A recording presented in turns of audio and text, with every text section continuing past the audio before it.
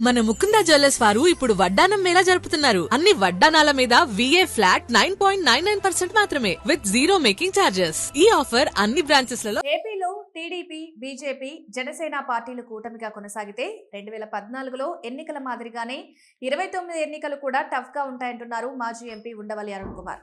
Jagan graph పెరిగిందని, ప్రభుత్వ వ్యతిరేకత కూడా ఉంటుందని, కూటమి కలిసి ఉంటే 29 ఎన్నికల్లో టఫ్ ఫైట్ అవుతుందన్నారు.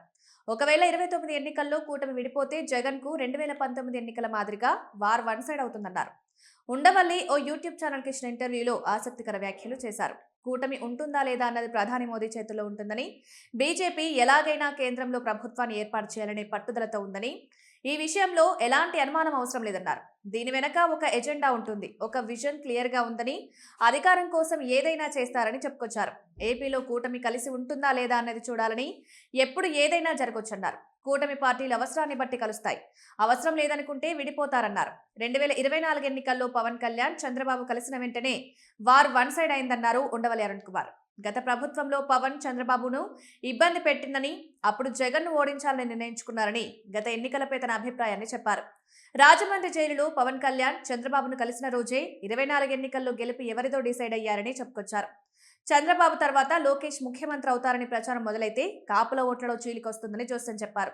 జగన్ కమ్మవారికి, కాపులకు వ్యతిరేకమని బాగా ప్రచారం చేశారన్నారు. రాజ్యాంగంలో రాజధాని అనే పేరు లేదని, 2014 ఎన్నికల తర్వాత అమరావతిని రాజధాని నిర్ణయించిన సమయంలో వైఎస్ఆర్సీపీ అసెంబ్లీలో వారి నిర్ణయాన్ని చెప్పాల్సిందన్నారు. ఆ తర్వాత 3 రాజధానుల పేరుతో కొత్త ప్రతిపాదనను తెరపైకి తీసుకొచ్చిన విషయాన్ని గుర్తు చేశారు. రాజధాని విషయంలో ఎవరి ఎజెండా వారికి ఉందన్నారు. రాష్ట్రంలో మతపరమైన అంశాలను, వివాదాలు నడుస్తున్నాయని, గతంలో ఇలా మతాల గురించి పెద్దగా చర్చ లేదని, 2014 తర్వాత మొత్తం మారిపోయిందన్నారు. తిరుమల విషయంలో వైఎస్ రాజశేఖర్ రెడ్డిపై వస్తున్న విమర్శలపై ఉండవల్లి అరుణ్ కుమార్ స్పందించారు. వైఎస్ రాజశేఖర్ రెడ్డి క్రిస్టియన్ అని సర్టిఫికెట్లో ఉండొచ్చు, కానీ ఆయన హిందూ మతాన్ని కూడా ఆచరించారన్నారు. వైఎస్ ఎంపీగా ఉన్న సమయంలో అన్నవరం వెళ్లిన సమయంలో జరిగిన ఘటనను గుర్తు చేశారు. రాజశేఖర్ రెడ్డి, నేను, జక్కంపూడి రామ్మోహన్ రావు అన్నవరం వెళ్ళాం. వైఎస్ఆర్ గంటన్నర పాటు సత్యనారాయణ వ్రతంలో కూర్చున్నారు. నేను అంతసేపు కూర్చోలేకపోయాను, మోకాళ్ల నొప్పులని చెప్పాను. ఆ సమయంలో అడిగితే చాలాసార్లు సత్యనారాయణ వ్రతం చేశారని రాజశేఖర్ రెడ్డి నాతో చెప్పారు. వైఎస్ పాదయాత్ర పూర్తి చేసుకుని తిరుమలకు నడిచి వెళ్లారు. ఆయన కుమారుడు జగన్ కూడా అలాగే నడిచి వెళ్లారని అప్పటి ఘటనను గుర్తు చేసుకున్నారు. తనకు కేవీపీ రామచంద్రరావు ద్వారా వైఎస్ఆర్ పరిచయం అయ్యారని, రాజమండ్రిలో 2 సార్లు ఓడిపోయి 2 సార్లు గెలిచారన్నారు.